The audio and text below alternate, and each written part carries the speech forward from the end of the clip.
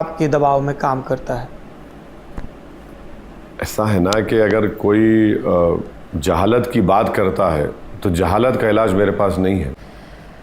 अस्सलाम वालेकुम to all viewers, कैसे हैं आप सब। मेरा नाम है जया मानी। अस्सलामुअलैकुम दोस्तों, we are back in the reaction video. So viewers, मेरा नाम है उस्मान कुरैशी। आई होप आप लोगों को वीडियो बहुत पसंद आएगी, क्योंकि यहाँ पर जो टाइटल है वो टाइटल क्या है, वो टाइटल आपको मैं बता देता हूँ पढ़ के, ठीक है। आई होप आप लोगों ने पढ़ ही लिया होगा, लेकिन मैं भी एक टाइटल पढ़ ही लेता हूँ। यहाँ पर लिखा हुआ है जी, बीजेपी कैंडिडेट माधवी लता जो है, आगे हिंदी है, उसके बाद असदुद्दीन साहब है। क्योंकि यार आप लोगों को पता है कि ये जो हल्का है, ठीक है, हल्का इट मीन्स दैट एरिया, जो ये एरिया है, ठीक है, ये एक मोस्ट पावरफुल एरिया है, क्योंकि यहाँ पर बीजेपी की सीट्स और असदुद्दीन साहब जो है अमीम पार्टी के, उनकी सीट्स आपस में टकराव है, ठीक है। क्योंकि ये बात की जाए तो भाई एक स्ट्रॉन्ग हल्का है जो काफ़ी अरसे दराज की अगर बात करें तो असदुद्दीन साहब की पार्टी के पास ही है। और हाँ, इनसे जितना नामुमकिन है ऐसा ही है जितना शेर के मुंह से गोश्त निकालने की बराबर है, ठीक है। तो डेफिनेटली जो निवाला जो भी आपको फूड, ठीक है, तो इसी तरह ही है। क्योंकि देखें अभी जैसे कि उसमें रजत शर्मा के शो में माधवी लता जी आई थी, तो उन्होंने कहा था कि हम तो जी असदुद्दीन साहब जो है ये बेईमानी करते हैं, ये करते हैं, वो करते हैं, what.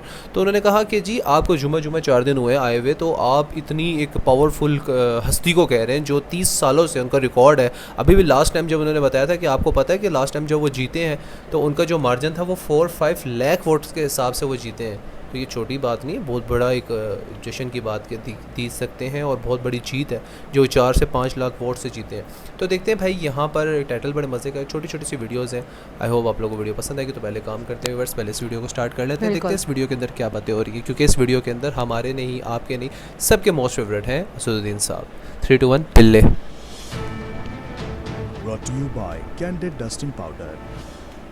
Candid dusting powder, redness, irritation, sweat rash और फंगल इन्फेक्शन जैसे 4 स्किन प्रॉब्लम्स का एक एक्सपर्ट सॉल्यूशन। अब रहो अनस्टॉपेबल कैंडिड डस्टिंग पाउडर के साथ। माधवी लता जी ने कहा कि आपने लाखों की संख्या में बोगस फर्जी वोटर्स बनवा रखे हैं।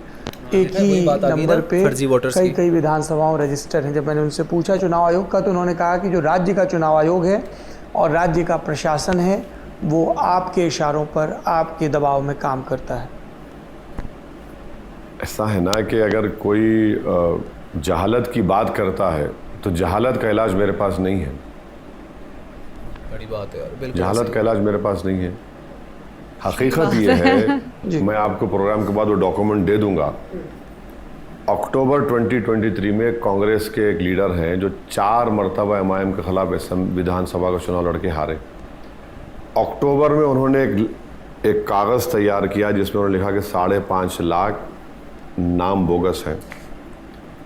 ईसीआई को दे दिया। ईसीआई ने पूरा इंक्वायरी करवाई। इंक्वायरी कराने के बाद कहा गया कि उसमें से 8 या 10 हज़ार के करीब कुछ नाम निकले जो लोगों की मौत हो गई। उनके उस सब जो एलिगेशन में सब्सटेंस नहीं था।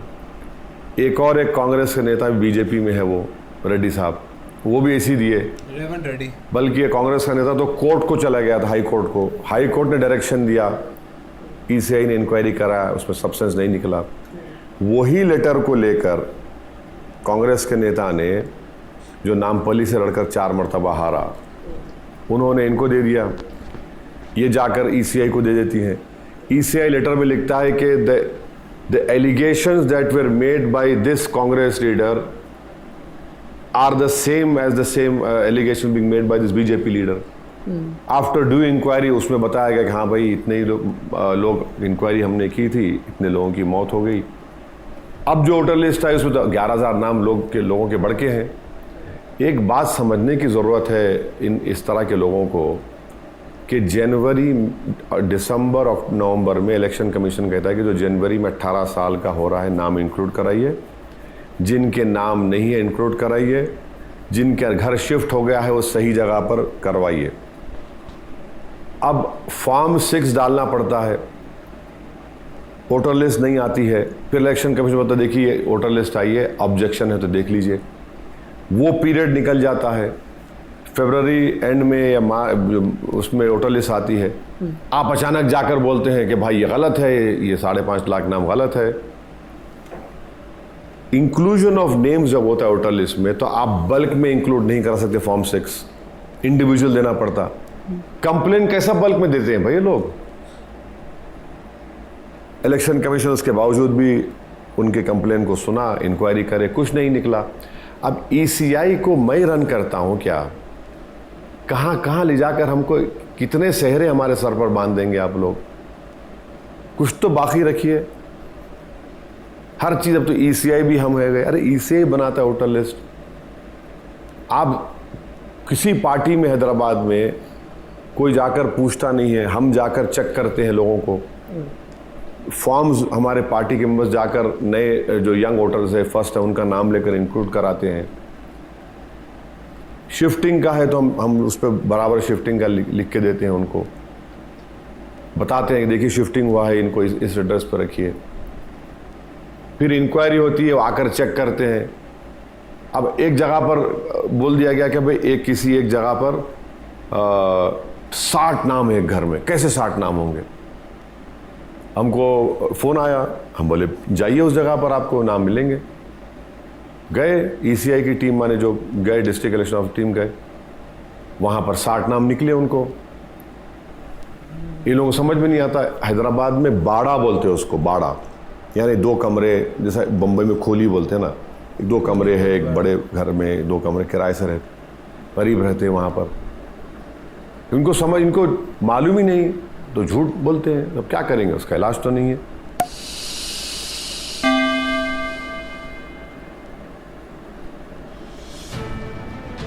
Brought to you by Candid Dusting Powder. Candid dusting powder redness, irritation, sweat rash और फंगल इन्फेक्शन जैसे 4 स्किन प्रॉब्लम्स का ये 2 वीडियोस है ना, तो इन पर जुड़ के एक वीडियो बनाई है। डस्टिंग पाउडर के साथ सवाल यूनिफॉर्म सिविल कोड के बारे में। यूनिफॉर्म सिविल कोड के बारे में उत्तराखंड में बीजेपी ने यूनिफॉर्म सिविल कोड ला लिया। आपने पढ़ा उसको? देख लीजिए। जी पढ़ा। उसमें कहते हैं कि मुसलमान शादी स्पेशल मैरिज एक्ट में करेगा। क्यों करेगा भाई स्पेशल मैरिज एक्ट में मुसलमान शादी? और आप कहते हैं कि अगर ये प्रिस्क्राइब तरीका फॉलो नहीं करेंगे तो एक्शन लेंगे उसके खिलाफ। भाई मेरी शादी मुसलमानों में निकाह से होती है, तो उसके बाद उसको सरकारी दस्तावेजों में रिकॉर्ड क्यों नहीं करवा? कर ही नहीं सकते आप। नहीं सर, हर तरह की शादी सरकारी दस्तावेज में रिकॉर्ड होनी चाहिए ना। अरे भाई तो दूसरे धर्म की उनके धर्म के मुताबिक होगी, वो भी रिकॉर्ड करवाएंगे? नहीं, आप दूसरे धर्म को बोल रहे हैं स्पेशल मैरिज एक्ट शादी होगी, नहीं कह रहे हैं आप, सिर्फ मुझसे कह रहे हैं आप। मेरी बेटी की शादी होगी तो उसको मेहर मिलता है, मेहर नहीं है।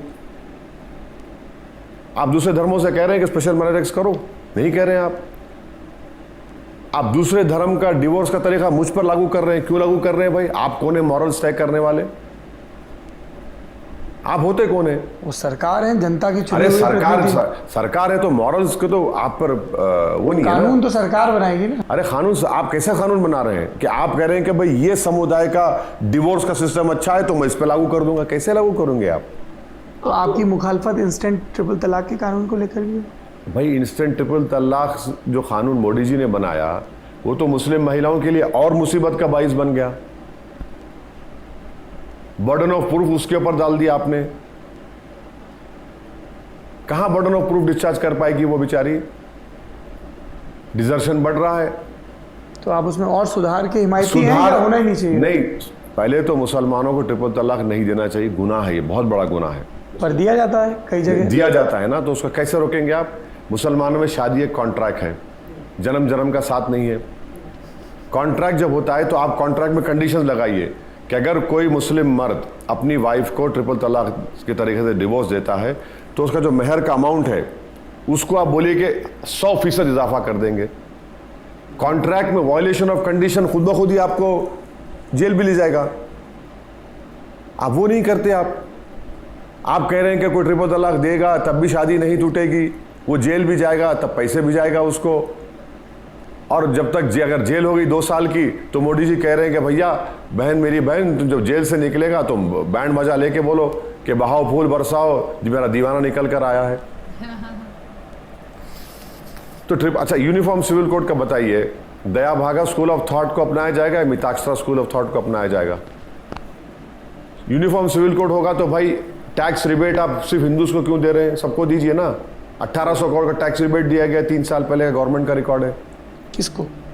हिंदू कम्युनिटी को। जो नॉन हिंदू से क्यों नहीं मिल रहा उनको टैक्स रिबेट?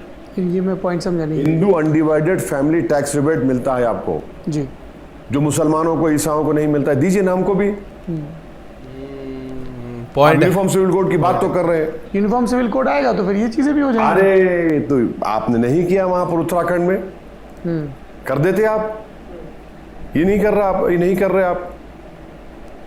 अच्छा, यूनिफॉर्म सिविल कोड की आप बात कर रहे हैं, तो उस यूनिफॉर्म सिविल कोड में अगर कोई इंटर रिलीजियस मैरिज कर रहा है, भाई डीएम साहब से इजाजत क्यों लेना पड़ेगा? वो भी लिखा हुआ है उसमें।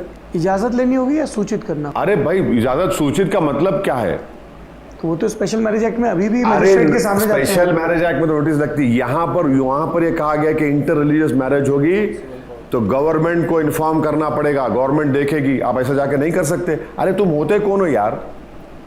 मैं 21 साल की उम्र में कुछ भी कर लूं, वो कानून कहता है। अच्छा, लिव इन रिलेशनशिप आपको बताना पड़ेगा, ये यूनिफॉर्म सिविल कोड होगा।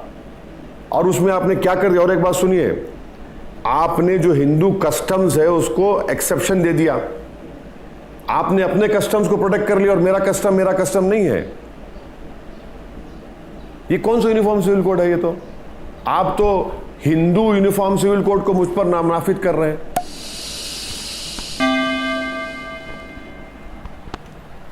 बाकी यार जी तो देखिए अजब सी धांधली मचाई हुई है। और जो है माधवी लता जो हैं वो किस तरह के आरोप लगा रही हैं इनके ऊपर, असदुद्दीन के ऊपर। और देखिए आप यूनिफॉर्म कोड की बात करें ना, जो उत्तराखंड में हुआ है, अब उसकी बात कर लेना। उसकी वो बात तो कर लें। देखा जाए तो बात है ही नहीं ना। मीन्स अगर आप बात करते हैं सबसे पहले कि जी वो ईसीआई में नाम बताया गया है जी एक ख़ानदान का है, तो वहाँ पर 60 बंदे हैं जी। चाहे तो असदुद्दीन साहब कहते हैं जाके चेक करें यार, अगर आपको ऐसा फील होता है कि 60 बंदे हैं। और वाकई जब वो उस खोली में गए हैं, ठीक है, तो उनको पता चला वाकई वो 60 बंदे थे, ठीक है। तो बात वही है ना कि मैं जब जीत नहीं सकता ना, तो मैं दूसरे को कहूँगा कि यार इसकी गलती है।